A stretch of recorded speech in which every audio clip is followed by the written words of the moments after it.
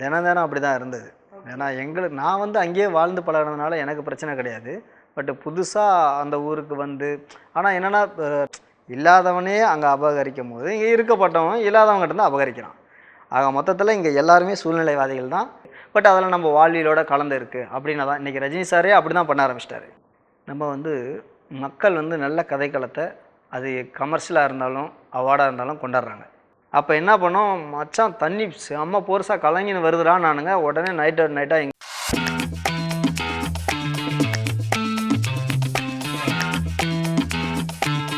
Welcome to the show spotlight viewers with me Vijay Sandhya. இன்னைக்கு நம்ம கூட யார் ஜாயின் பண்ணியிருக்காங்க அப்படின்னு பார்த்தீங்கன்னா டைரக்டர் ராஜவேல் கிருஷ்ணா சார் தான் நம்ம கூட ஜாயின் பண்ணியிருக்காரு. வாங்க அவர்கிட்ட நிறைய விஷயங்களை கேட்டு தெரிஞ்சுக்கலாம். ஹாய் சார், வணக்கம். வணக்கம். எப்படி இருக்கீங்க? நல்லா இருக்கேன். ஓகே, ஃபர்ஸ்ட் ஆஃப் ஆல் வந்து வாழ்த்துக்கள், தூவல் படம் வந்து வெற்றி பெற. அண்ட் வந்து இந்த படத்தின் மூலயமா வந்து நீங்கள் என்ன சார் சொல்ல வரீங்க மக்களுக்கு? என்விரான்மெண்ட்டு தான் மேம். என்விரான்மெண்ட்டு நம்ம வந்து சேவ் பண்ணணும் அப்படின்றது தான். நம்மளுக்கு இயற்கை கொடுக்குது, அதை நம்ம யூஸ் பண்ணி வாழணும். மிஸ்யூஸ் பண்ணால் நமக்கு தான் ஆபத்து அப்படின்றத தான் நான் தெளிவுபடுத்தியிருக்கேன். ஓகே. அண்ட் வந்து தூவல் படம் வந்து சில பேர் சொல்கிறாங்க லைக் வந்து மீனவர்களுக்கு வந்து ஒரு மாதிரி எதிர்க்கிற மாதிரியான ஒரு கதை அப்படின்னு சொல்கிறாங்க. அதுக்கு உங்களோட பதில் என்ன சார்? இது வந்து அதான் மீனவர்களுக்கு வந்து எதிர்க்கிற மாதிரி கிடையாது. மீன் பிடிச்சு வாழுங்க, மொத்தமாக அழிச்சு வாழாதீங்க அப்படின்றத தான் சொல்லியிருக்கேன். ஓகே. இது வந்து மீனை மட்டும் சேவ் பண்ணுறதில்ல, அவங்க லைஃப்பையும் சேவ் பண்ணிக்கிறதுக்கு தான். இது வந்து இந்த பொன் முட்டையிடுற வார்த்தை அறுத்த கதை மாதிரி தான். ஓகே. இப்போ அதை வந்து நம்ம ஒரே நாளில் எல்லாமே கிடைக்கும் அப்படின்னு சொல்லிட்டு அழிக்கிறோம் இல்லையா, மறுநாள் கிடைக்காது. அதோடு அது காலி ஆகிடுச்சுன்னா நம்மளுடைய வாழ்க்கை, ஏன்னா ஒரு நாளில் முடிய போகிறதில்ல நம்மளுடைய வாழ்க்கை. அது தினம் தினம் நம்மளுக்கு கொடுத்துட்டே இருந்தால் தான் நம்மளால் ரெகுலராக சர்வைவ் பண்ண முடியும். அதை நம்ம வந்து பிடிச்சு வாழுங்க, அழிச்சு வாழாதீங்கன்றதை தான் நான் சொல்லியிருக்கேன். ஓகே. அண்ட் வந்து இந்த படம் வந்து உண்மை சம்பவமா சார்? ஆமாம், உண்மை. அதாவது உண்மை கலந்த இன்றைக்கும் நிகழ்ந்துட்டு இருக்கிற ஒரு கதைக்களம் தான் அது.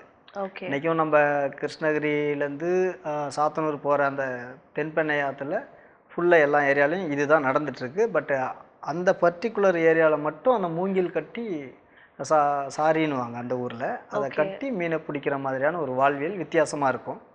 அது வித்தியாசமாக தெரிஞ்சதுனால தான் அது இந்த உலகத்துக்கும் வித்தியாசமாக தெரியும்னுட்டு நான் பதிவு பண்ணியிருக்கேன். ஓகே.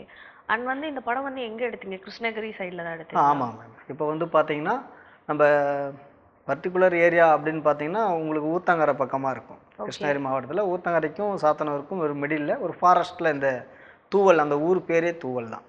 ஓகே. அந்த இடத்துல தான் இதை எடுத்தீங்க. ஆமாம். ஸோ இப்போ லைவ் ஸ்பாட்டில் எடுக்கும்போது நிறைய ஸ்ட்ரகிள்ஸ்லாம் இருந்திருக்கும் இல்லையா? அந்த இடத்துல போய் நம்ம ஷூட் பண்ணும்போது அந்த மாதிரி எதாவது இருந்துச்சா? ரொம்பவே கஷ்டமாக இருந்திருக்கும் ஆர்டிஸ்ட்? தினம் அப்படி தான் இருந்தது. ஏன்னா நான் வந்து அங்கேயே வாழ்ந்து பழகினதுனால எனக்கு பிரச்சனை கிடையாது.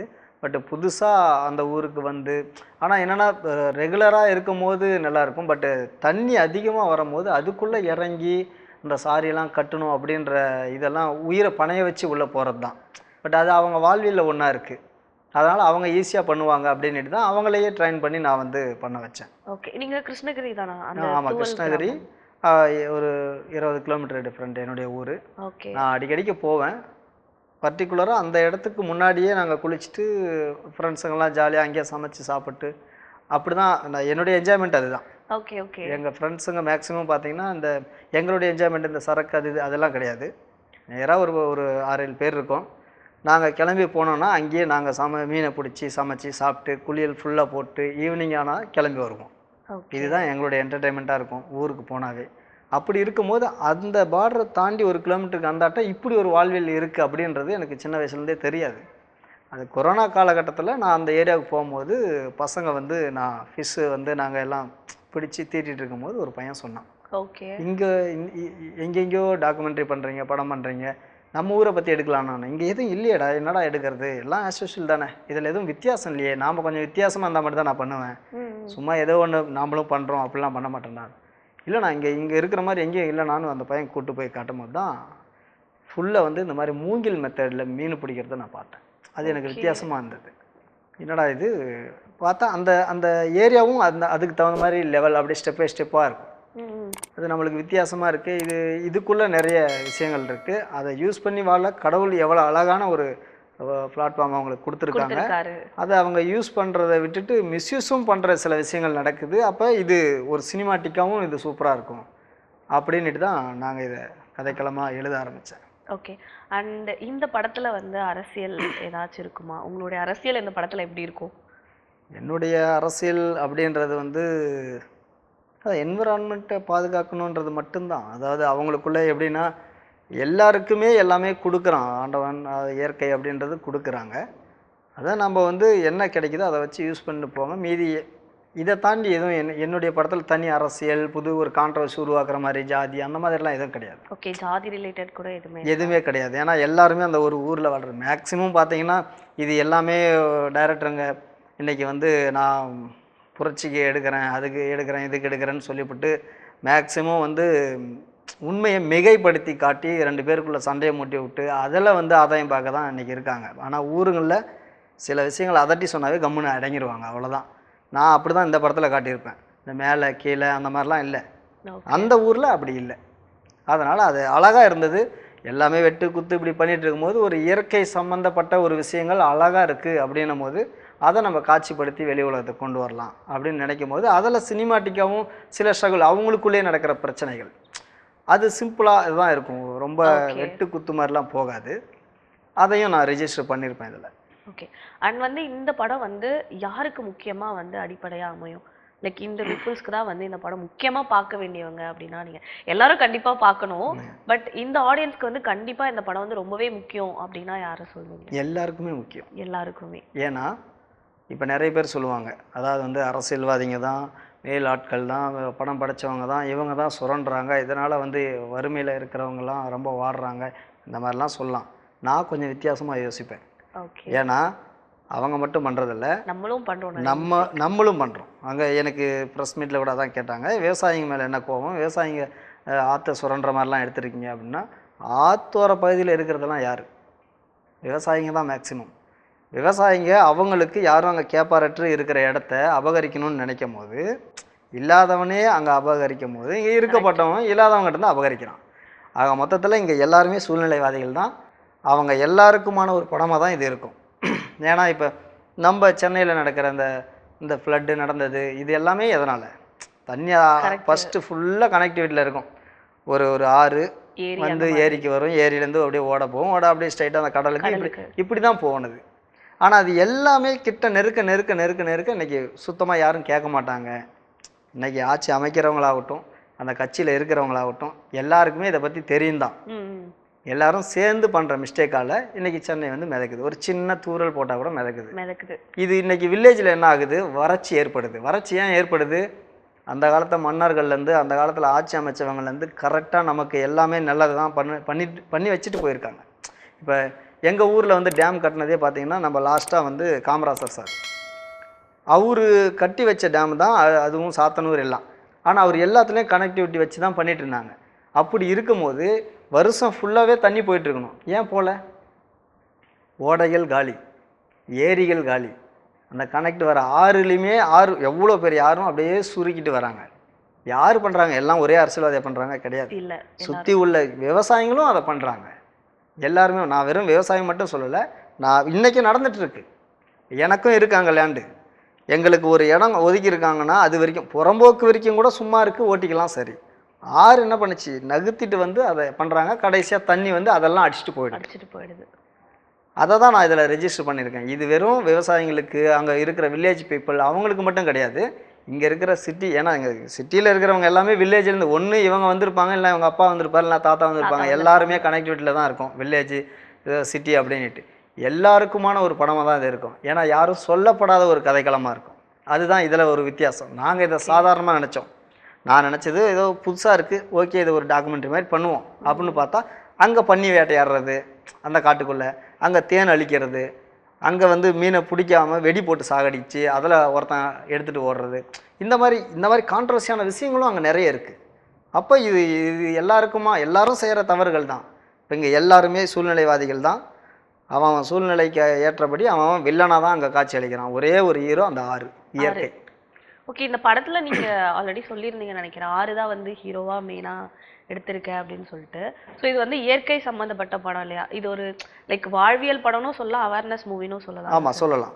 ஏன்னா இப்போ வந்து அவார்ட் ஃபிலிம் அப்படின்னாலே ரொம்ப அப்படியே டெட் ஸ்லோவில் அப்படியே ஒரு டாக்குமெண்ட்ரி மாதிரி ஒரே பேக் ஷாட்டை வச்சுட்டு 1/2 மணி நேரம் காட்டிட்டு அந்த மாதிரி இது இருக்காது. அதில் எனக்கு உடன்பாடும் கிடையாது. ஏன்னா எனக்கு வந்து எப்படி பிடிக்கும் அப்படின்னா உட்காந்து ஃபஸ்ட்டு பார்க்கும்போது என்னுடைய பேரண்ட்டு என் சர்க்கிளில் இருக்கிறவங்க ஓகே டக்கு டக்குன்னு போதா சூப்பராக இருக்குது, என்டர்டைன்மெண்ட் இருக்குது, ஜாலி இருக்குது, பட் அதெல்லாம் நம்ம வாழ்வியலோட கலந்து இருக்குது அப்படின்னா தான் இன்றைக்கி ரஜினி சாரே அப்படி தான் பண்ண ஆரம்பிச்சிட்டாரு. இன்றைக்கி வந்த வேட்டைன்னு சொல்லலாம். எனக்கு ரொம்ப அந்த மாதிரியான கண்டென்ட்டு மக்களுக்கு ஒரு விழிப்புணர்வும் கொடுக்கும், அவங்களுக்கு ஒரு என்டர்டைன்மெண்ட்டாகவும் இருக்கும். நம்ம வந்து டாக்குமெண்ட்ரி மாதிரி போகிறோம் அப்படின்னா காசு கொடுத்து உட்காடுறவங்க கூட காண்டாயிடுவான். எவ்வளோ நேரம்டா சும்மா அதையே காட்டிட்டுருங்க. ஏன்னா நானும் அப்படி தான் நினச்சிட்டு இருப்பேன். பட் என்னுடைய படம் அப்படி இருக்கக்கூடாதுல்ல. ஒரு கமர்ஷியல் பேட்டர்னாக தான் என்னுடைய அவார்ட் ஃபிலிம்ஸ் இருக்கும். நான் இதுக்கு முன்னே எடுத்த பிழையும் அப்படி தான். அதுவும் ஒரு கமர்ஷியலாக தான் இருக்கும். பேரண்ட்ஸை வந்து மீறி போகிற பசங்க, நம்ம அடிச்சாலத்தினாலே வந்து தப்புன்னு நினச்சி ஓடுற பசங்க, அங்கே போய் ரியல் லைஃப்பில் அடி வாங்கும்போது தானே தெரியுது எதுக்காக அவங்க அடித்தாங்கன்னு. அது ஒரு கமர்ஷியல் பேட்டர்னில் ஒரு அவார்டு வாங்கினது தான். பட் இதுவும் அதே மாதிரி தான். ஓகே, பிழை அப்படின்னு நீங்கள் சொன்னோன்னா ஞாபகம் வருது. பிழையில் நடித்த ஹீரோ தான் இந்த படத்துலையும் ஹீரோவாக நடிச்சிருக்கு. இல்லை, பிழையில் ஹீரோவே கிடையாது. ஓகே, அந்த பசங்க தான் ஹீரோ. அவங்க இதில் நடிச்சிருக்காங்க. இப்போ அந்த அதில் ஒரு கேரக்டர், அந்த பிழையை ஆரம்பிச்சுட்டு போகிற ஒரு கேரக்டர் இந்த படத்தில் வரும். ஆனால் பட்டு ஹீரோ அவங்க கிடையாது. ஏன்னா இந்த படத்தில் நான் தான் சொல்கிறேன்ல, யாருமே எல்லாமே கேரக்டர்ஸ். ஓகே, ஒவ்வொரு கேரக்டர்ஸ் அந்த 6 சுற்றி உள்ள கேரக்டர்ஸ். அதாவது அதில் ஒரு பார்ட்டு இளையான என்னுடைய நான் அறிமுகப்படுத்தின ஹீரோ பண்ணியிருப்பார். அந்த படத்தில் அவர் வந்து இந்த படத்தில் எப்படின்னா அவர் மற்ற படத்தில் ஹீரோவாக பண்ணுறாரு. நம்ம படத்தில் எப்பயுமே கதை தான் ஹீரோ இதுக்குள்ளே.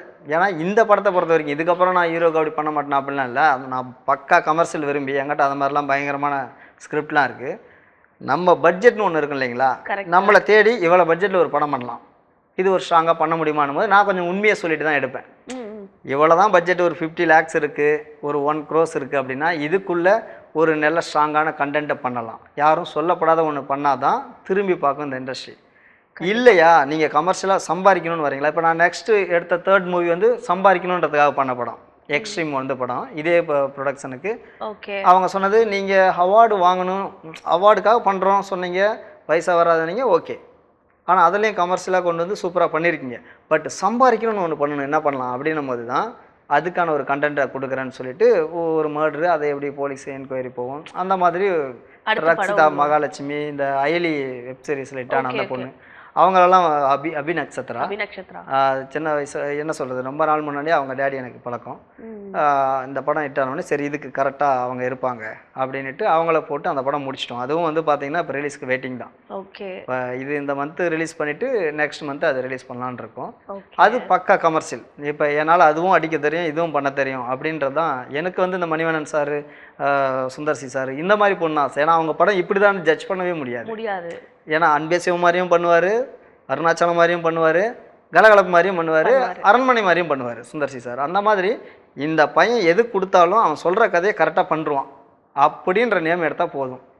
அது என் ஸ்டைலில், அவ்வளோதான். Okay, super. நீங்கள் இப்படி சொன்னதான் எனக்கு ஞாபகம் வருது. கமர்ஷியல் மூவி அண்ட் வந்து வாழ்வியல் ரீதியான அவேர்னஸ் மூவி, இது ரெண்டுக்கும் இருக்க வித்தியாசம் என்ன சார்? இல்லை, இப்போ கமர்ஷியல் அப்படின்றது நம்ம வாழ்வியல்லே நிறைய இருக்குது தான் கமர்ஷியல். நம்ம வந்து ஒரு ஹீரோக்காக சும்மா வந்தால் போனால் பிஜிஎம்னு போட்டுட்ருக்காங்க இல்லையா, அந்த மாதிரி இருந்தால் அது ஹெவியான ஒரு கமர்ஷியல். இப்போ தெலுங்கு படம் அந்த ஸ்டைலில் வர்றது. இப்போ வாழ்வியல் அப்படின்றது வந்து நம்ம வாழ்வோடு இருக்கிற யதார்த்தங்களை பதிவு பண்ணுறது தான். அதில் வந்து மிகை இல்லாமல் இப்போ வந்து ஒருத்தர் ஒரு 2-3 பேர் அடிப்பார் அப்படின்றது யதார்த்தம். ஒருத்தர் 10 பேர் 20 பேர் அடிப்பார்னா கமர்ஷியல்.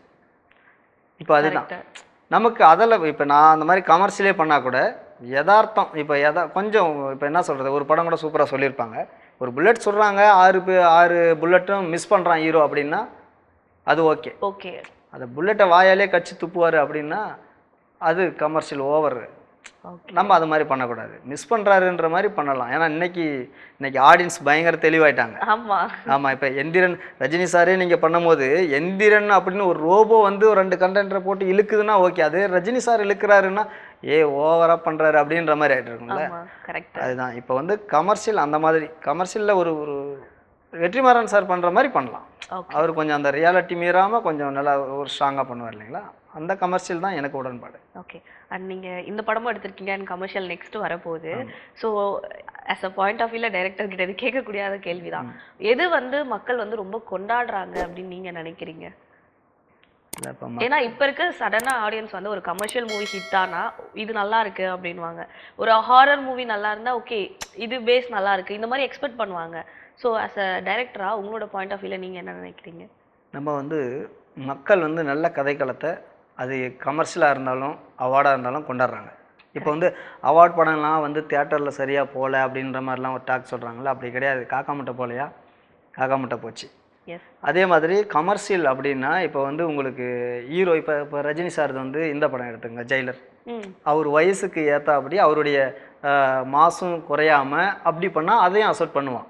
கரெக்ட். அவர் அந்த இடத்துல லாஸ்ட்டாக அப்படி அப்படி அப்படி பண்ணிட்டு போயிட்டாருன்னா ஓகே. அவர் பறந்து பல்ட்டி போட்டு அடிச்சிருந்தாருன்னா ஃபெயிலர். இன்னைக்கு அந்த ரியாலிட்டியில் அவங்களுக்கான மாசு இருக்கணும். இங்கே இதெல்லாம் ஆடியன்ஸ் பார்க்குறான். அப்போ ஆடியன்ஸ் வந்து பார்த்தீங்கன்னா இந்த படத்தை கொண்டாடுவான், இந்த படத்தை கொண்டாட மாட்டாங்க. நல்ல படங்கள், நல்ல கதைக்களம், நல்ல என்டர்டைன்மெண்ட்டு, அவங்க உட்காந்தா போர் அடிக்காத மாதிரி இருந்தால் அவங்க கொண்டாடுவாங்க. அவ்வளோதான். Okay, super sir. அண்ட் வந்து இந்த படம் 40 விருது வாங்கியிருக்கு. ஸோ அதுக்கு ஃபர்ஸ்ட் எங்களோட சார்பாக வாழ்த்துக்கள். நன்றி. ஸோ அது வாங்கினப்ப எப்படி ஃபீல் பண்ணீங்க? உங்களுக்கு முன்னாடியே தெரியுமா? லைக் இல்லை, என்ன ஓப்பனாக சொல்லப்போனால் அவார்டு கிடைக்கும், ஆனால் இவ்வளோ கிடைக்கும் நான் நினைக்கல. ஓகே. ஏன்னா நாங்கள் எதிர்பார்த்தது ஒரு 4-5 அவார்டு கிடைச்சா நம்ம எடுத்து ஓடிடியில் ரிலீஸ் பண்ணிட்டு போயிடலாம். அப்படி தான் நாங்கள் பிளான். இந்த படம் ஒரு ஓடிடிக்காக அப்படி சிம்பிளாக பண்ணலாம். ஏன்னா அந்த வாழ்வியல் மக்களே பண்ணுறோம். நம்மளுக்கு சினிமா தெரியும். இங்கே ஆர்டிஸ்ட் இல்லைன்னா திரும்பி பார்க்க மாட்டாங்க ஆடியன்ஸு. அது வேறு. திரும்பி பார்க்க வைக்கணும்னா நம்ம பயங்கரமாக செலவு பண்ணணும். ஆனால் இது திரும்பி பார்க்க அந்த கண்டென்ட்டே திரும்பி பார்க்க வைக்கணும்னு நாங்கள் நினைக்கல. 40 அவார்டுகள் இந்த மாதிரி கனடாவில், இந்த மாதிரி ஆஸ்திரேலியாவில், துபாயில், அந்தமான், இந்த இடத்துலலாம் இது போய் வாங்கும் போது தான் எங்களுக்கு பயங்கர கான்ஃபிடென்ட் வந்தது. ஓகே. நம்ம ஸ்டேட்டில் மட்டும் ஓரளவுக்கு வாங்கினா போதும் அப்படின்னு நினைக்கும் போது இங்கெல்லாம் வாங்கின உடனே தான் ஓ அப்போ கதை புதுசு, நாம் நினச்சபடி தான். இந்த கதையை மற்ற யாருமே பார்க்கல. இப்போ யூடியூப்பில் பார்க்குறாங்க, சைனாவில் பார்க்குறாங்க, அங்கே பார்க்குறாங்கன்னா வேறு. நம்ம ஏரியாக்குள்ளே இப்படி ஒரு லொக்கேஷனில் இந்த மாதிரி ஒரு வாழ்வியல் இருக்கா அப்படின்றது எனக்கு புதுசாக இருந்த மாதிரி இங்கே எல்லாருக்குமே இருக்குது போல். அப்போ யாருமே இந்த இடத்துல பார்க்கல. அப்போ பார்க்க வைக்கும் இந்த படம் அப்படின்ற கான்ஃபிடென்ட்டில் தான் இன்னும் அதிகமாக அவங்க அனுப்ப ஆரம்பிக்க அது வாரி குவிக்க அவருக்கு கான்ஃபிடென்ட் வந்து ஓகே ரிலீஸ் பண்ணலாம். ஏன்னா இந்த டைமில் தான் நம்மளுக்கு மஞ்சுமல் பாய்ஸு இந்த மாதிரியான படம், ஏன்னா அதில் எந்த ஆர்டிஸ்ட் இருக்காங்க நம்மளுக்கு புதுசு. அதே மாதிரி தான் காந்தாரா, கேஜப், இது எல்லாமே உங்களுக்கு பார்த்தீங்கன்னா இப்போ மாசுனா என்டர்டைன்மெண்ட்டு ஃபுல் மாசு. ஒரு ரியாலிட்டி கலந்து ஒரு கமர்ஷியலில் காந்தாரா கொடுப்பாங்க. இது அப்படியே நட்பு ரீதியாக ரியாலிட்டியாக ஒரு ஆள் விழுந்தா அதை எப்படி காப்பாற்றுறாங்கன்றத ஒரு ஒரிஜினலாக அவங்க காட்டியிருப்பாங்க. அப்போ இது எல்லாமே ஒரு நல்ல கதைக்களம், நல்லா ஏற்றுக்கிற மாதிரியான இது இருக்குது, அதுக்கான என்டர்டைன்மெண்ட்டும் நல்லா இருக்குன்னும் போது மக்கள் கொண்டாட ஆரம்பித்தாங்கன்னும் போது ஓகே நம்ம படத்தையும் மக்கள் கண்டிப்பாக கொண்டாடுவாங்க. சுற்றி உள்ள எல்லா அதிகாரிகளும் கொண்டாடும் போது இவங்களும் கொண்டாடுவாங்கன்ற நம்பிக்கையில் இந்த படத்தை வெளியே கொண்டு வந்திருக்கோம். ஓகே. பார்த்த உடனே தெரியும் எல்லாருக்குமே அந்த ஆசை வந்துடும். ஏன்னா அந்த படத்தை பார்த்தா சொல்லுவாங்க. ஏன்னா நான் கொஞ்சம் பயந்துட்டு தான் இருந்தேன். ஸ்க்ரீனிங் பார்க்கும்போது நான் பயந்துட்டு தான் இருந்தேன். ஏன்னா புதுசான சில பேருக்கு ஒட்டலைன்னு வச்சுக்கோங்களேன், நல்லா இல்லைன்ட்டு போயிடுவாங்க. கரெக்டு. சிம்பிள் தான். தெரிஞ்ச விஷயத்த பேசும்போது தெரியும் ஓகே அப்படின்னு நல்லா இருக்குன்னு சுத்தமாகவே தெரியாதவங்க என்ன பண்ணுவான், இதெல்லாம் சாத்தியம் இல்லை அந்த மாதிரியும் போவாங்க இல்லையா. அந்த ஒரு ஃபீல் எனக்கு கொஞ்சம் இருந்தது, மக்கள் எங்கே கனெக்ட் பண்ணிப்பாங்க இல்லையோன்னு. ஆனால் வந்த எல்லாருமே பாசிட்டிவாக சொல்லும் போது, விமர்சனங்களும் பாசிட்டிவாக வந்து எழுதும் போது ஐ எம் ஸோ ஹாப்பி. என்னுடைய டீம் எல்லாருக்கும் நான் இதில் நன்றி கடன்பட்டிருக்கேன். ஏன்னா யாருமே எந்த ஒரு பிரதிபலன் இல்லாமல் உழைச்சாங்க இந்த படத்துக்காக. ஆற்றுலலாம் கால் மாட்டிச்சுன்னா கால் காலி. ஒரு குட்டி பையனுக்கு மட்டுமே அதில் நடித்த குட்டி பையனுக்கு 10 முறை முள் ஏறி காலுக்குள்ளே சீவெல்லாம் வைக்கிற அளவுக்கு ஆகிடுச்சு. அதையும் பொருட்படுத்தாமல் அதை வழியை சொன்னால் எங்கள் டைரக்டர் திட்டுவாரோன்ற அந்த பயத்தில் அவன் அப்படியே நடித்தான். அதே மாதிரி பசங்க எல்லாருமே ஒரு 50 பேராட்டம் உள்ளே இறங்கி பண்ணுறாங்க அப்படின்னா உள்ளே எவ்வளோ காயம் ஆகிய கட்டுலாம் போட்டுட்டு இருந்தாங்க. அதில் கோ டைரக்டராகவும் சிவமண்ணா பண்ணிகிட்டு இருந்தார். அவரெலாம் 10 நாளாக கால் வீங்கின்னு எடுத்து சேர்லேயே வச்சுட்டு இருப்பார். ஆனால் யாருமே அந்த முகத்தை சுழிச்சது கிடையாது. அதுதான் எனக்கு நம்ம படத்தில் நடித்த எல்லாருமே அப்படி கோஆப்ரேட் பண்ணாங்க. யாருமே எந்த இடத்துலையும் நம்மளை ஹர்ட் பண்ணலை. கொஞ்சம் நமக்கு என்னென்னா வெயிட் பண்ணி எடுக்க வேண்டிய சுச்சுவேஷன். ஏன்னா அந்த ரிவர் நார்மலாக இருக்கணும், ஃபுல்லாக வறண்டு இருக்கணும், செம்ம தண்ணி வரணும். இந்த 3 லேயராகவும் நம்ம வெயிட் பண்ணணும் அதுக்காக. அப்படி தான் நாங்கள் அந்த படத்தை எடுத்தோம். ஒரு வருஷமாக அப்போ போய் எடுத்துகிட்டு இருந்தோம். அது எல்லாத்துக்குமே எந்த கண்டினியூட்டி மிஸ் ஆகாமல், யாரும் எதுலையும் கமிட் ஆகிக்காமல், அதுக்காக எப்போ கூப்பிட்டாலும் வந்தாங்க. எனக்கு ஆர்டிஸ்ட்லேருந்து அந்த ப்ரொடியூசர்லேருந்து எல்லாருமே எனக்கு நல்லா அமைஞ்சதுனால என்னால் இப்படி ஒரு படம் பண்ண முடிஞ்சுது. ரொம்ப குறுகிய காலம் தான் ஷூட்டிங் நாங்கள் எடுத்தது. ஆனால் வெயிட் பண்ணது தான் கொஞ்சம் லேட்டு. அதுக்காக நீங்க எவ்வளவு நாள் வெயிட் பண்ணீங்க சார்? லைக் அது மாறுறதுக்காக? ஒரு ஒரு 1 இயர் இருக்குமே. ஓகே. நாங்கள் இந்த படத்தை வந்து ஏன்னா ஸ்கிரிப்ட் எழுதும் போது என்ன ஒன்றுனா அந்த கிளைமேக்ஸ் சீக்வன்ஸ் மட்டும் நான் முன்னாடியே பண்ணிட்டேன். எப்படின்னா செம்ம தண்ணி வந்தது அப்போவே. ஏன்னா இது கிடைக்கிறது கஷ்டம். மீதியெல்லாம் ஆறு எப்பயுமே வறண்டு இருக்கும். இன்னைக்கு ஆறு வறண்டு அங்கங்கே, ஆனால் அது ரெகுலராக போக வேண்டிய ஆறு அங்கங்கே தடுப்பணை அது இதுன்னு போட்டு அங்கங்கே இந்த மாதிரி நெருக்கிட்டு வந்ததுனால அது ஸ்லோவாகும். எப்பயாவது தான் தண்ணி வரும். வருஷத்தில் எதனா ஒரு நாள் 2 நாள். எங்களுக்கு 3 டைம் வந்தது. அப்போ என்ன பண்ணேன், நான் 3 வாட்டி போய் அந்த கிளைமேக்ஸ் சீனு 3 வாட்டி எடுத்தேன். ஏன்னா ஒரு டைம் தண்ணி வந்து ஹெவியாக வரும், ஆனால் தண்ணி மினரல் வாட்டர் மாதிரி பியூராக போகும். அது ஃபில்டர் ஆகி அந்த தண்ணி கீழே இருக்கிற மண் வரைக்கும் தெரியும். பட் ஆனால் ஊரை அடிச்சுட்டு வர ஒரு தண்ணி அப்படின்னா அந்த கலரில் போனால் செட் ஆகாது. நம்மளால் வந்து சிஜிக்கு போய் அந்த அளவுக்கு செலவு பண்ணவும் முடியாது. அப்போ என்ன பண்ணோம், மச்சான் தண்ணி செம்ம போர்ஸாக கலங்கின்னு வருதுடா. நானுங்க உடனே நைட்டாக இங்கேருந்து பஸ்ஸை பிடிச்சி போய் அங்கே சேலத்தில் புக் பண்ணி அங்கேருந்து ஹெலிகாம் எல்லாம் வர வச்சு அங்கேயே அங்கே ஒர்க் பண்ண பசங்களெல்லாம் வச்சு மறுபடியும் எடுத்தேன். அதுக்கப்புறம் அதை விட ஹெவி தண்ணி வரும்போது அதே மாதிரி மறுபடியும் போய் எடுத்தோம். அதை எடுக்கும் போது ஃபர்ஸ்ட் எடுத்தது தூக்கி போட்டுருவோம். அப்படி தான் காம்ப்ரமைஸ் இல்லாமல் ஒரு மன திருப்தி கிடச்சிது. ஏன்னா எனக்கு காம்ப்ரமைஸ் இல்லாமல் பண்ண முடிஞ்சது அப்படின்ட்டு. பெரிய பட்ஜெட்டாக இருந்தால் இதை வேற மாதிரியான கமர்ஷியலாக பண்ணிட்டு இருப்போம் நாங்களே. பட் இதுக்கு இது ஓகே அப்படின்னு இருந்தது. இது எல்லா ஆடியன்ஸும் ரசிக்கிறாங்கன்னும் போது ரொம்ப ஹாப்பி தான். ஓகே. அண்ட் வந்து நீங்க இந்த படத்தை பத்தி வந்து ப்ரொடியூசர் கிட்ட சொல்லும்போது அவர் என்ன சொன்னார்? லைக் அப்ரோச் பண்ணும்போது கதையே நான் சொல்லலை அவர்கிட்ட. சொல்லலையா? நான் இது கதை சொல்லலை. ஏன்னா என் மேலே அவருக்கு இந்த கான்ஃபிடென்ட். நான் இதுக்கு முன்னே எங்கள் அப்பா நம்பர்னு ஒரு ஷார்ட் ஃபிலிம் பண்ணேன். அந்த ஷார்ட் ஃபிலிம் பண்ணும்போது ஒரு 3 டேஸ்லேயே அந்த ஷார்ட் ஃபிலிம் பண்ணிட்டேன். ஒரு 1/2 அன் ஹவர் ஷார்ட் ஃபிலிமு. ஒரு 70+ அவார்டு வாங்கினது அந்த படம். இப்போ வந்து பெகனிட்ஸில் போயிட்டுருக்கு. எங்கள் அப்பா நம்பர் மொபைலால் சீரழிகிற மாதிரியான ஒரு கண்டென்ட். நம்ம வந்து வீட்டுக்குள்ளே இருக்கிறவங்கள நம்ப மாட்டோம். வெளியில் எவனா ஒருத்தன் ட்விட்டரு ஃபேஸ்புக்கு இவங்கள நம்பி போவோம். ஆனால் அவங்கெல்லாம் வாழ்த்துக்கள் லைக் அது இதுன்னு போடலாம். பட் நமக்கு ஒரு பிரச்சனைனா வந்து நிற்க வர முடியுமா? அது வீட்டில் இருக்கிறவங்க நம்ம பக்கத்தில் இருக்கிறவங்களால தான் முடியும். இதை வச்சு இந்த ஒரு ஒரு பொண்ணு எப்படி வந்து ஒரு மொபைலால் சீரழிகிறா, அது அப்பா வந்து தடுக்க நினைச்சாலும் அதை எப்படி ஹர்ட் பண்ணிட்டு போறா, அவள் ஏமாத்திட்டு போறா. ஆனால் ஏமாத்திட்டு போனால் ஏமாறுறது அப்பா இல்லை, அவள் தான் அப்படின்ற மாதிரி ஒரு நான் லீனரில் அந்த கதையை நான் வந்து சொன்னேன். ஓகே. அந்த கதையை நாங்கள் பண்ணி கொடுத்தேன் அவருக்கு. லோ பட்ஜெட்டில் ரொம்ப பிடிச்சது. அவார்டு வாங்கினார் அவர். நான் சொன்னதை அந்த பையன் செய்வான், மணி மைண்டு கிடையாது, கொடுக்குறத முழுசாக படத்தில் போடுறான் அப்படின்ட்டு என் மேலே அவருக்கு ஃபுல் கான்ஃபிடென்ட். அதுக்கப்புறம் கொரோனா வந்தது. கொரோனாக்கு அப்புறம் என் லைஃப் அப்படியே டோட்டலாக மாறிச்சு. ஓகே. ஏன்னா பிழை பண்ணி முடித்த உடனே எனக்கு அவார்டு கிடைச்ச உடனே நயன்தாரா மேம் மேனேஜர் வரைக்கும் போய் கதை சொல்ல போயிட்டேன். ஓகே. ஆனால் அப்படியே கொரோனா ஸ்டார்ட் ஆனோடனே அவங்களுடைய கமிட்மெண்ட் வேறு மாதிரி, என்னுடைய கமிட்மெண்ட் அப்படியே ஊர்லேயே நின்றுச்சு. இதுக்கப்புறம் நம்ம ஒன்று நிரூபிச்சு ஆகணும் போது நாங்கள் ஃப்ரெண்ட்ஸுங்களாம் சேர்ந்து ஆளுக்கு 1, 2 போட்டு இந்த படத்தை ஷூட் ஸ்டார்ட் பண்ணலாம். ஏன்னா இப்படி ஒரு கதைக்களம் இருக்குது, புதுசாக இருக்கும் மச்சான், சும்மா பண்ணலாம், ஒரு பைசா வராதுன்னு நினச்சி பண்ணலாம்டா அப்படின்னு சொல்லி ஃப்ரெண்ட்ஸுங்களாம் சேவ் பண்ணி தான் ஷூட்டிங் போகலான்னு ஆரம்பித்தோம். அப்போ நான் சார் கால் பண்ணேன், நாங்கள் இப்படி ஒன்று பண்ணலான் இருக்கோம், இயற்கை சார்ந்த ஒரு கண்டென்ட்டு நல்லா இருக்குது சார். அவர் கண்டென்ட்டு கூட கேட்கல, நீங்கள் உங்கள் மேலே நம்பிக்கை இருக்குது, எவ்வளோ வேணும்னாரு, இவ்வளோ இருந்தால் முடிக்கலாம் சார்னோம். அப்படியே அக்கௌண்ட்டில் அனுப்புனார். அப்படியே ஆரம்பிச்சிட்டோம்.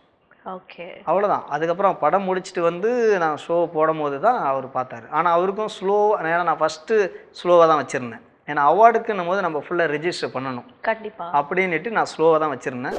பார்த்தாரு அவார்டுக்கு ஓகே, பட் நம்ம தேட்டருக்கு போட்டால் இது போர் அடிச்சிருமே அப்படின்னு ஓப்பனாக சொன்னார். எனக்கு தெரியும் நம்ம தேட்டருக்குன்னு பிளான் பண்ணல, அவார்டுக்கு தான் பிளான் பண்ணோம், அதனால் போட்டோம். நம்ம அதுக்கப்புறம் தேட்டருக்குன்னு பிளான் பண்ணும்போது நான் வேறு வருஷன் கொடுப்பேன் அப்படின்னு சொல்லிட்டு அதுக்கப்புறம் என்ன பண்ணோம், மறுபடியும் ஷூட் போய் ஓகே. அதுக்கப்புறம் அந்த கமர்ஷியலுக்கு நம்ம என்னென்ன ஃபுல் காமெடி, அதுக்கப்புறம் அந்த லவ், அதுக்கப்புறம் ஃபைட்டு இதெல்லாம் ஆட் பண்ணி, ஏன்னா அது எல்லாமே அதோட கனெக்ட் ஆகணும். இங்கே லைட்டாக முறைச்சா அங்கே ஹெவியாக முறைச்சி அவங்களுக்குள்ள பிரச்சனையை கொண்டு வரணும். இந்த மாதிரிலாம் நாங்கள் பிளான் பண்ணிவிட்டு இப்போ செகண்ட் டைம் ஷோ போடும்போது அவர் வெரி ஹாப்பி. செம்ம படம், அவார்டுக்கும் சூப்பராக இருக்குது, நம்மளுக்கு போரும் அடிக்கல, நல்லா விறுவிறுன்னு போகுது அப்படின்னு ஹாப்பியானார். அதுக்கப்புறம் தான் ரிலீஸ்க்கு பிளான் பண்ணோம். அண்ட் டிரெக்டர் ராஜவேல் சார் இப்போ எங்களுக்கு தெரியும், பட் இதுக்கு முன்னாடி உங்களோட ஜேர்னி எப்படி இருந்தது? சின்ன வயசுல இருந்து எங்கே பிறந்தீங்க, எங்கே வளர்ந்தீங்க, எப்படி உங்களுக்கு மீடியாக்குள்ளே வரணும்னு தோணுது சார்? அதை பற்றி எங்களுக்காக சொல்லுங்கள். நாம் வந்து சொந்த ஊர் வந்து கிருஷ்ணகிரி மாவட்டம் ஊத்தங்கரை வெங்கடத்தாம்பட்டி புதூர் தான் என்னுடைய வில்லேஜ். ஓகே. எங்கள் வில்லேஜ் வந்து பார்த்தீங்கன்னா அப்போல்லாம் ரொம்ப வறுமை கோட்டுக்கு கீழே இருந்த வில்லேஜ் தான். இப்போ கொஞ்சம் பரவாயில்ல. நாங்கள்லாம் வந்து பார்த்தீங்கன்னா ஸ்கூல் போகும்போதே பூவை இருக்க போவோம் நாங்கள். ஓகே. பூவை இருக்க மார்னிங் ஒரு 5 மணிக்கெல்லாம் எந்திரிச்சிருவோம். நாங்கள் என்ன சொல்கிறது, ஒரு 5th எங்கள் அப்பா அம்மாங்கெல்லாம் எங்களை வேலைக்கு போக அனுப்பிச்சிட்டாங்க. இருக்கனா? பூவை இருக்குன்னா இப்போ நம்ம நிலத்துல வந்து ஃபுல்லாக பூச்செடி வச்சிருவாங்க. ஓகே. அங்கே வந்து பூ பறிக்கணும். ம். இப்போ காலையில் ஏர்லி மார்னிங் போயிட்டு ஒரு 8 o'clock வரைக்கும் பூ பறிப்போம். ஓகே. பூ பறித்து அந்த பூவை வந்து மஞ்சள் பையில் போட்டு எடுத்துகிட்டு போய் எடைக்கு போடுவாங்க தராசில். ஓகே. போட்டால் ஒரு கிலோவுக்கு வந்து ₹1 ₹2 அப்படின்ற மாதிரி கொடுப்பாங்க. இது எங்கள் ஊர் ஃபுல்லாகவே எல்லாருமே போவோம். எல்லாம் குட்டீஸ்லேருந்து பெரியவங்க வரைக்கும் வயசானவங்க வரைக்கும் போவாங்க. காலையில் ஒரு பார்ட் டைம் ஜாப் மாதிரி கம்பல்சரி போய் ஆகணும். வீட்டில் இல்லைன்னா அடி தான். காலையிலே எழுப்புவாங்க. டேன்னு எங்கள் அப்பா சத்தம் போட்டாருன்னா துள்ளி எழுந்திரிச்சு எழுந்துட்டு ஓடிடுவேன். ஓடினா அங்கே நம்ம 8 மணி வரைக்கும் போட்டுட்டு அதுக்கப்புறம் தான் நம்ம வந்து கிளம்பி வந்து 9 மணிக்குள்ளே குளிச்சுட்டு அவசர அவசரமாக ஓடணும். அங்கேருந்து ஒரு கிலோமீட்டர் இருக்கும். நாங்கள் போகிற ஸ்கூல் நடந்தே தான் போவோம். இப்போயாவது எல்லா பசங்களும் காரு பைக்கில் கொண்டு போய் விடுறோம். அப்போல்லாம் நடந்து தான் 1 கிலோமீட்டர் போகணும். தனியாக போயிட்டுருப்போம் பசங்கள்லாம். அந்த மாதிரி ஒரு அடிமட்ட ஒரு வாழ்வியல்லேருந்து வந்தவன் தான் நான். அங்கேருந்து படிச்சுட்டு அதுக்கப்புறம் ஊத்தங்கரை வந்து அங்கேருந்து ஒரு 2 கிலோமீட்டரு அங்கே நடந்து போகணும் 5th மேலே. ஓகே. அங்கே ஒரு 10th ஒரு +2 வரைக்கும் அங்கே முடித்தேன். அதுக்கப்புறம் நம்ம வந்து படிக்க இன்ட்ரெஸ்ட் இல்லை. நான் ஆவரேஜ் தான். ரொம்ப பார்டரும் கிடையாது, ரொம்ப ஹையும் கிடையாது. ஆவரேஜாக படிக்கிற பையன். எல்லாரும் படிக்கிற படிப்பில் இன்ட்ரெஸ்ட் இல்லை. ஆனால் நான் ஒரு 8th படிக்கும் போதே நான் கதை எழுத ஆரம்பித்தேன். ஓகே. ஸ்டோரி எழுத? ஆமாம், ஸ்டோரி எழுத ஆரம்பிச்சிட்டேன். நாங்கள் இந்த லீவ்லலாம் மாடு ஆடுலாம் விட்டுட்டு அந்த கேப்பில் எல்லா பசங்களும் அதில் இதெல்லாம் விளையாடுனா நான் வந்து கதை எழுதிட்டு இருப்பேன். என்னுடைய வாழ்வியில் ஃபஸ்ட்டு எங்கள் அம்மா வந்து ரொம்ப ரொம்ப கஷ்டப்பட்டு வந்தவங்க. ஒரு ரோல் மாடல் அவங்க தான் எங்கள் அம்மா. எங்கள் அப்பா வந்து கஷ்டவாளி, கொஞ்சம் ட்ரிங்க் அடிக்ட். ஓகே. அதனால் கொஞ்சம் எங்கள் அம்மா தான் டேக் ஓவர் பண்ணிக்கிட்டாங்க ஃபேமிலியை. எங்கள் அம்மா வந்து எப்படின்னா 10ல் 11 இருக்குன்னு நினைக்க மாட்டாங்க. கொஞ்சம் லீடர்ஷிப்பாக இருக்கணும் அப்படின்னு நினைப்பாங்க. அதனால் வந்து அவங்க என்ன பண்ணாங்கன்னா, ஒரு நார்மல் கூலி வேலை செஞ்சுட்டு இருக்கும்போது ஒரு சின்னதாக ஹர்ட் பண்ணிட்டாங்க ஒருத்தர். உடனே அதை தூக்கி போட்டு இனிமேல் இந்த வேலையில் இருக்கக்கூடாது அப்படின்ட்டு தையல் மிஷின் கற்றுக்க போய் டைலரிங் கற்றுக்கிட்டு எல்லாம் ஜாக்கெட் அது இதுன்னு தைச்சிட்டு எங்கள் வாழ்வியில் கொஞ்சம் மாற்றத்தை கொண்டு வந்து அப்படியே மிஷின்லாம் வச்சு எல்லாருக்கும் ட்ரெயின் பண்ணுற அளவுக்கு எங்கள் அம்மா. சூப்பர். ஆனால் நம்ம என்னென்னா அப்போது அவங்க எங்களுக்கு கஷ்டத்தை காட்டினது கிடையாது. என்ன தான் அந்த சின்ன வயசில் அப்படி இது பண்ணாலும். ஆனால் லீவில் நாங்களே வேலைக்கு அதுக்கு இதுக்கெல்லாம் போவோம். +2 முடிச்சுட்டு என்ன டீச்சர் ட்ரைனிங் அதுக்கு இதுக்கு போடா போய் டீச்சரை வாத்தியார் ஆகு அப்படின்னாங்க. எனக்கு அதில் இன்ட்ரெஸ்ட் இல்லைம்மா அப்படின்ட்டு நான் என்ன பண்ணேன், எனக்கு டிராயிங் பிடிக்கும். நான் டிராயிங்கு கதை எழுதுறதுல தான் இருப்பேன். நான் ஆர்டிஸ்டாக போகிறேன் அப்படின்னு சொல்லிட்டு இந்த சைன்போர்டு ஆர்டிஸ்ட்லாம் பண்ணுவாங்கள்ல, அவங்கக்கிட்ட போய் வேலைக்கு சேர்ந்துட்டேன். அவங்கக்கிட்ட சேர்ந்தபோது ஒரு வருஷம் அங்கே நான் டிராயிங் பண்ணும்போது இங்கே மாஸ்டர் ஆஃப் ஃபைன் ஆர்ட்ஸ் படிச்சுட்டு இருந்தார் என்னுடைய ஓனருடைய தம்பி. ஓகே. டிராயிங் நல்லா வரையிறேடா, எத்தனாவது படித்தேன்னாரு. +2 முடிச்சிருந்தேன். +2 முடிச்சுட்டு காலேஜ் படிக்க வேண்டியதானே, எதுக்குடா இந்த வேலை சுற்றிட்டு இருக்காங்க அங்கே அப்படின்னாரு. இல்லை, எனக்கு டிராயிங்கில் இன்ட்ரெஸ்ட். ஓகே, நீ ஒரு ஆளை பார்த்து அப்படியே டிட்டோ வரைய ஆரம்பிச்சிட்டுனா அந்த காலேஜுடைய என்ட்ரன்ஸே அதுதான். நீ அந்த காலேஜில் தான் பெரிய பெரிய ஜாமான்கள்லாம் பண்ணியிருக்காங்க. இப்போ அது அப்போ வந்து இவர் சிவகுமார் சார், ஓகே, அவர் தான் நம்ம காலேஜில் தான் சீனியரு. அவருக்கு அப்புறம் இந்த தோட்டதாரணி சார், சரண் சார், கதிர் சார், இந்த மாதிரி பெரிய பெரிய ஜாமான்கள் இன்னைக்கு உள்ள ரஞ்சித் சார் வரைக்கும் அங்கே தான். ஓகே. அண்ட் இவ்வளோ நேரம் வந்து எங்களுக்காக ரொம்பவே அழகாக படத்தை பற்றியோ உங்களை பற்றியும் எங்ககிட்ட ஷேர் பண்ணிட்டீங்க. Thank you so much for coming sir. Thank you. என்ன வியூவர்ஸ், இன்னைக்கு ஷோ ரொம்பவே இன்ட்ரெஸ்டிங்காக போயிருக்கும்னு நினைக்கிறேன். இதே மாதிரி சூப்பரான ஷோவில் நான் வந்து உங்களை மீட் பண்ணுறேன். Until then bye bye from Sandhya.